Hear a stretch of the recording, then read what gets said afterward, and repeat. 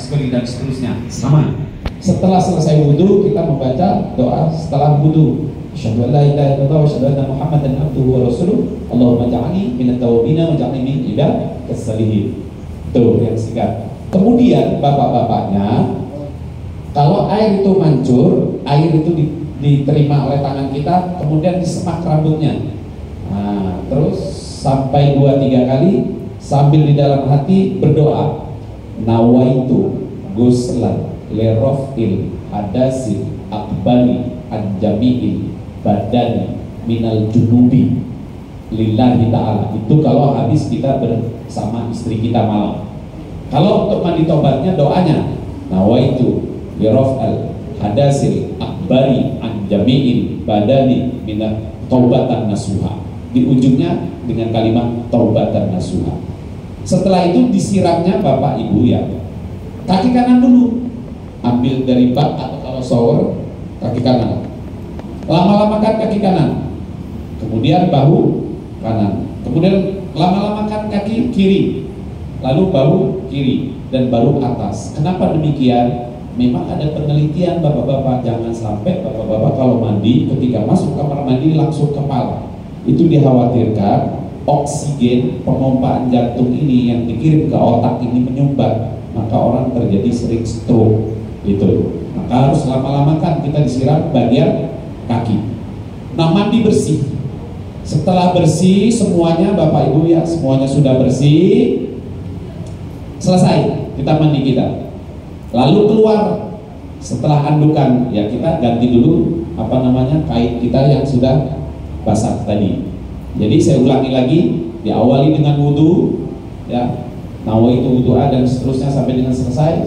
Kemudian doa setelah wudhu, terus kita ngambil air, nawaitu guslan, atau kalau yang nggak bisa bahasa Arabnya cukup ya Allah saja pun niat mandi taubat, taubatan nasuha lillahi ta'ala, mandi. Nah, untuk ibu-ibu, kalau untuk ibu-ibu sama caranya, tapi pada prinsipnya ibu-ibu pun harus juga pakai basahan ketika di dalam. Jangan mandi itu semaunya kayak dulu-dulu, kayak anak kecil mau mandi begitu sampai buka sendirian. Memang nggak ada orang bu, tapi diatur oleh kaidah fikih. Itulah ilmu syariat kita. Syariat itu apa sih? Syariat itu adalah ibadah, dan ibadah itu ilmunya adalah fikih.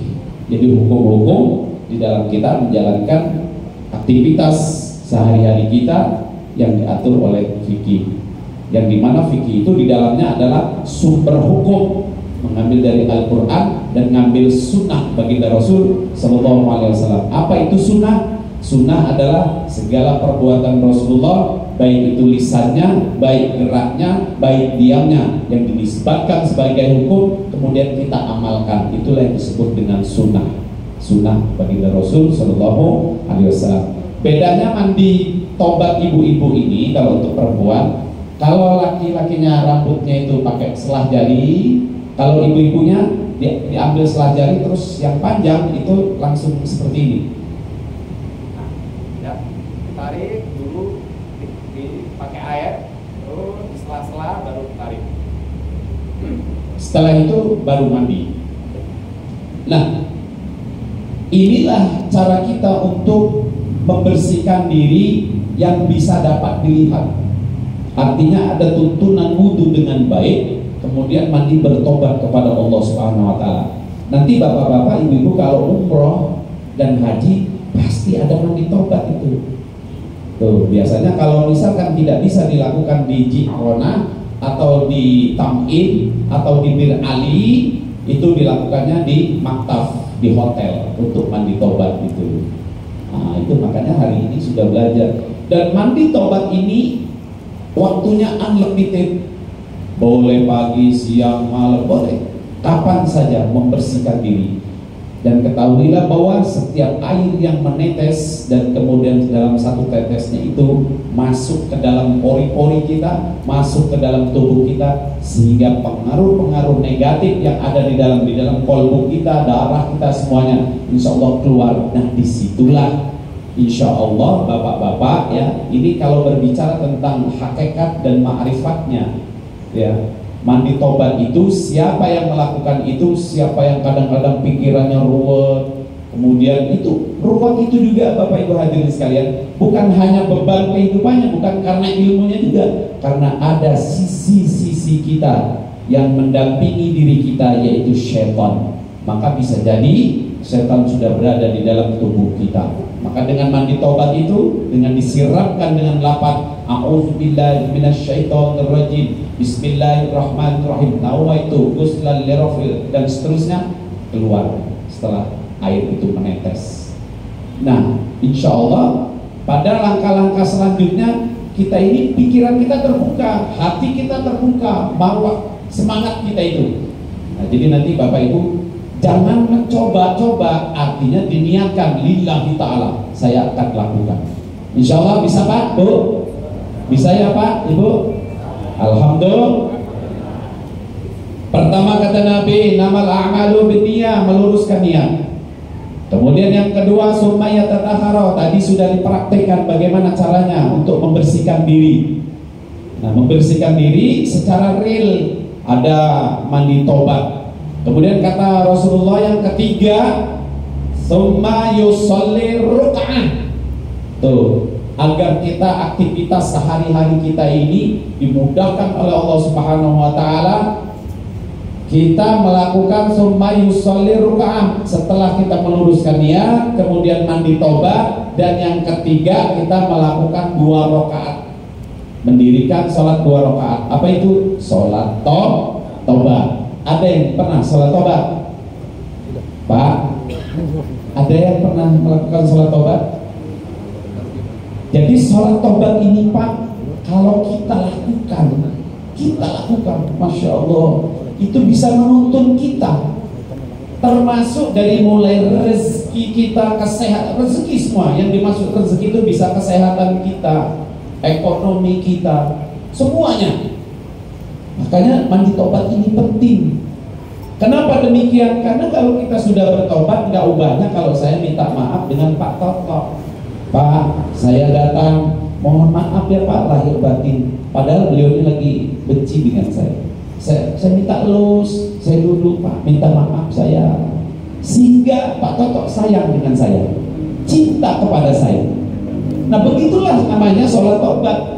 Sholat tobat itu seakan-akan kita hadir di hadapan Allah Subhanahu wa taala dengan masa yang begitu panjang, dari mulai kita dilahirkan, masa mukallaf, kita mendapatkan perintah untuk melaksanakan perintah wajib itu, baik itu ibadah, dari mulai kalau perempuan datang haidnya 14 tahun yang paling mukallaf ya. Kemudian ada juga yang 7 sampai dengan ada 12 tahun, ada kalau laki-laki sudah bertemu mimpi, kemudian di umur 15 tahun dia sudah akil balik, di situ sudah perintah sholat. Sampai dengan hari ini, kalau kita hitung perbuatan sholat kita itu udah minus. Jadi kalaupun ada ilmu ulama memerintah kepada kita dalam fikih juga untuk mengkodok sholat, gak kejar juga.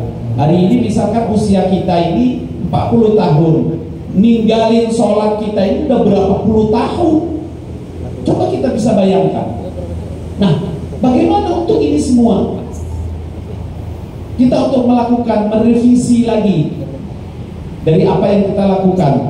Nah, oleh karena itu hikmah dari Isra Mi'raj tidak ada lain mendapatkan perintah, yaitu bersujud kepada Allah Subhanahu wa taala. Apalagi di dalam perjalanannya itu Rasulullah SAW melihat berbagai macam digambarkan oleh Allah.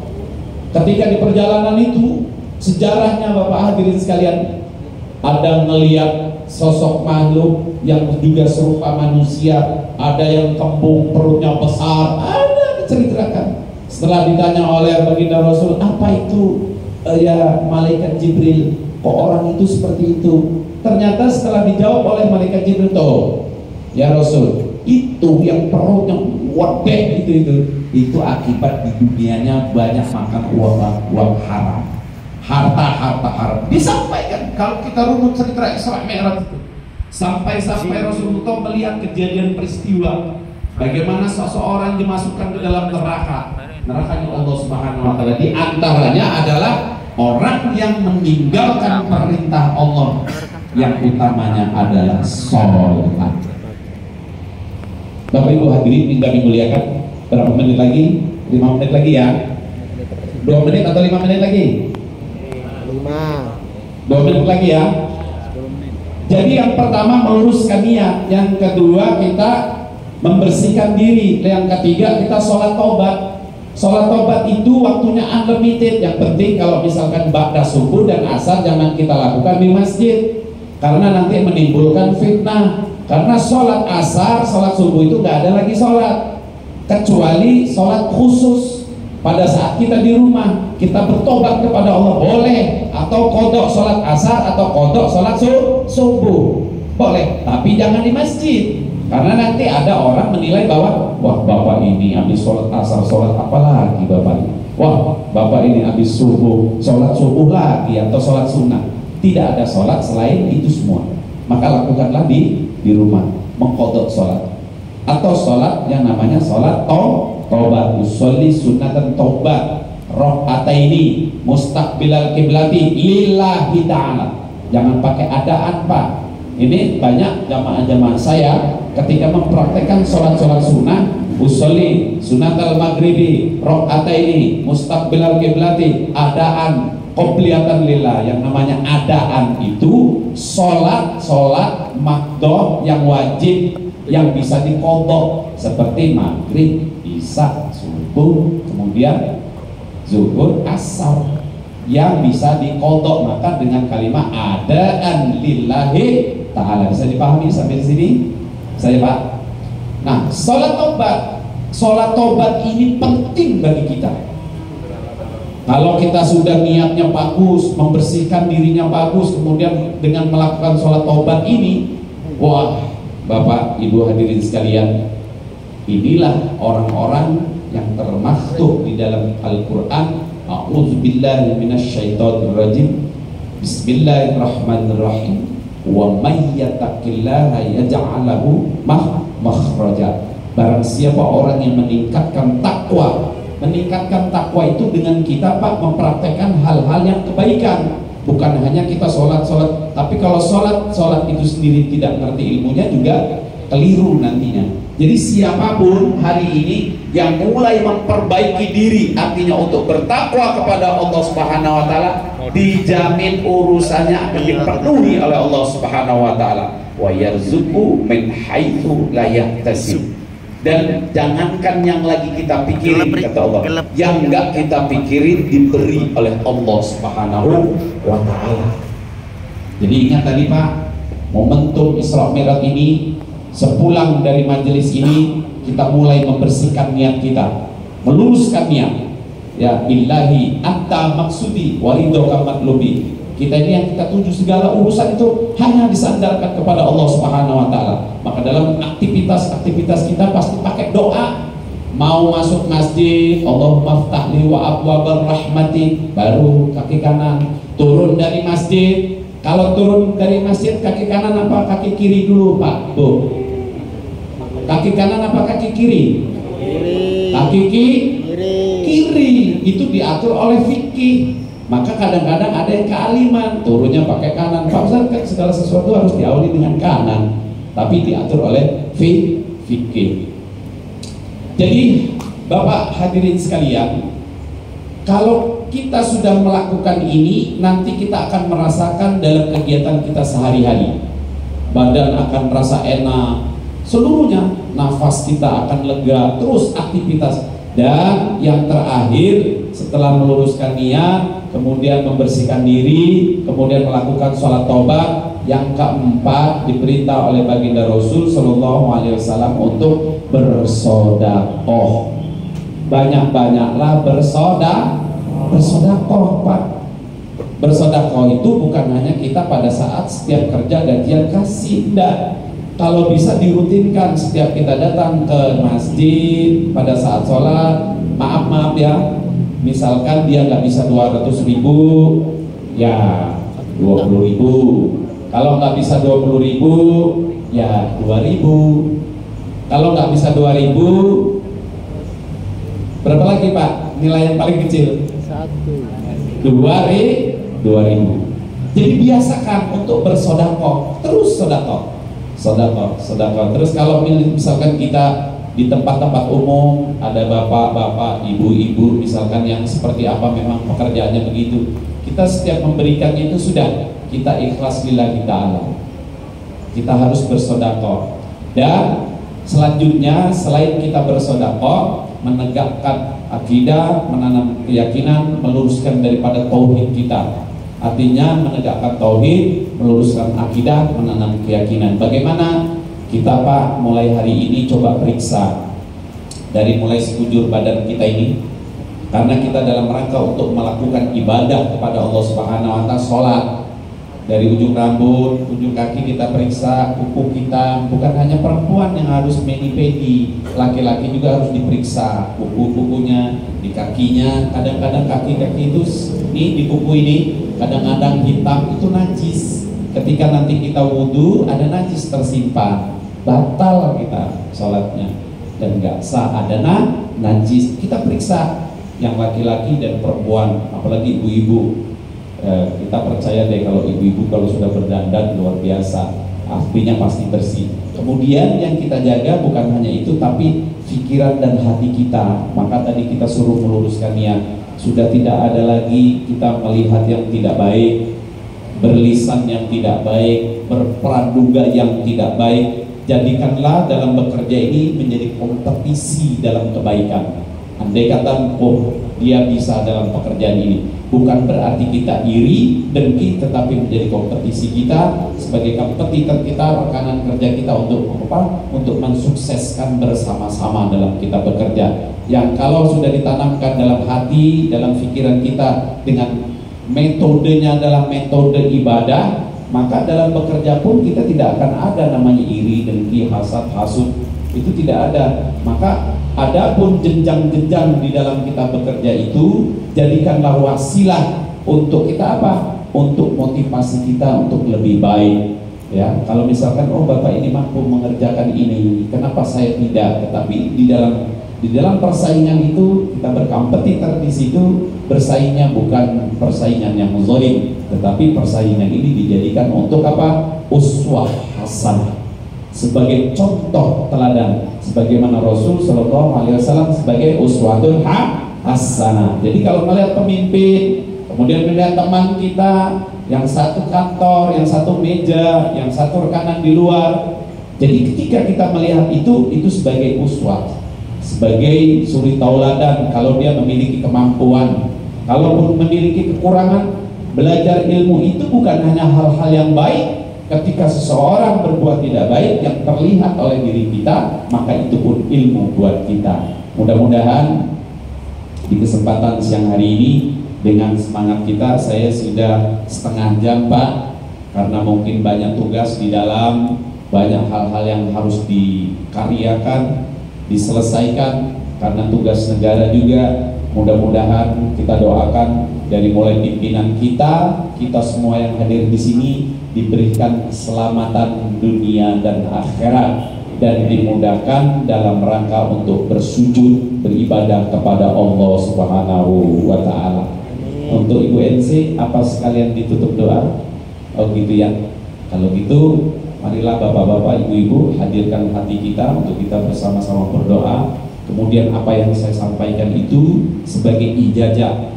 Jadi ada dalam disiplin ilmu pondok pesantren itu, jika bapak-bapak, ibu-ibu melakukan disiplin ilmu yang saya sampaikan melalui sanad keguruan kita, dari mulai diri saya dan guru-guru saya, kemudian sampai ke baginda Rasul Shallallahu Alaihi Wasallam, itulah yang disebut dengan sanad. Dan sanad itu dalam satu kaidah usul fiqh, dalam kaidah akidah disebut dengan ahlu sunnah wal jamaah. Mudah-mudahan amal kita diterima oleh Allah Subhanahu wa Ta'ala. Qabil tuh, ya sama-sama. Qabil.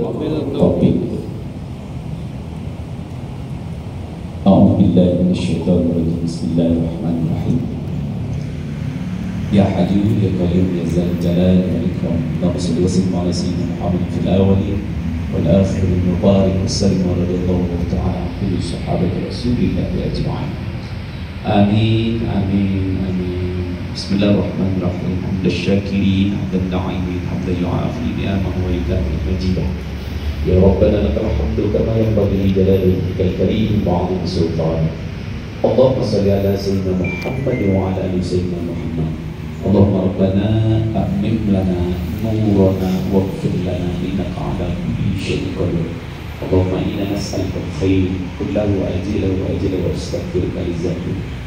Allahumma rabbana taqabbal minna wudu'ana wa salatana wa siyamana wa qiyamana wa ruku'ana wa sujudana wa ta'amudana wa tadarru'ana wa tahlilana wa tasbihana wa tamim taqsirana ya arhamar rahimin. Rabbana ighfir lana dhunubana wa liwalidina warhamhum kama rabbayana shaghira wal jami'il muslimina wal muslimat wal mu'minina wal mu'minat al ahya'i minhum wal amwat innaka 'ala kulli syai'in qadir. Hadirin yang besar, hadirin khususan keluarga besar PT Kereta Api Indonesia Bandar Lampung. Allahumma inna nas'aluka as-salamata fid din wa 'afiyatan fil jasad wa ghiyatan fil 'ilmi wa barakatan fil rizqi wa tawbatan qabla al-maut wa maghfiratan ba'da al-maut. Allahumma hawin 'alaina fi syakaratil maut wa nazata minan nar wal 'afwa indal hisab. Rabbana la tuzigh qulubana ba'da idh hadaytana wa hab lana min ladunka rahmah innaka antal wahhab. Allahumma afina min kulli bala'id dunya wa azabil akhirah. Allahumma afina min kulli bala'id dunya wa azabil akhirah. Wasallallahu bihaqqil Qur'anil azim wa nabiyil karim sayyidina wa sirril akhirah. Wa lana wa lahum bi rahmatika ya arhamar rahimin. Bismillahi kafi, bismillahi syafi, bismillahi ma'afi, bismillahillazi la yazuru ma'asmi syai'un fil ardh wa fis samaa'i wa huwas samii'ul 'aliim. Hasbunallahu wa ni'mal wakeel, ni'mal mawla wa ni'mal nasiir, wa la haula wa la quwwata illa billahil 'aliyyil 'azhiim. Wa hab lana min azwajina wa dhurriyyatina qurrata a'yun waj'alna lil muttaqina imama.